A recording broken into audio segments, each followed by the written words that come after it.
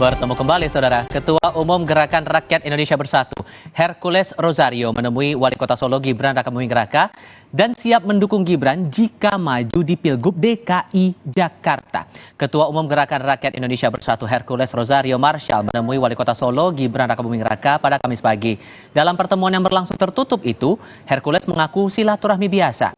Namun jika Gibran ingin maju sebagai DKI 1, Hercules siap untuk mendukung. Sementara Gibran mengaku tidak mau memikirkan soal pilkada.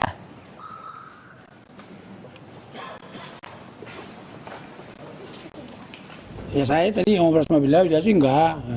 Cuma nggak tahu kata apa sih. Ya cuma dengarnya kayak gitu sih. Oh siap Mas Gibran. Siap mendukung.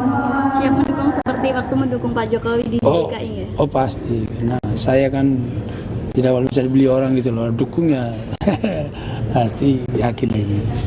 Komentar Mas. Ya enggak gitu.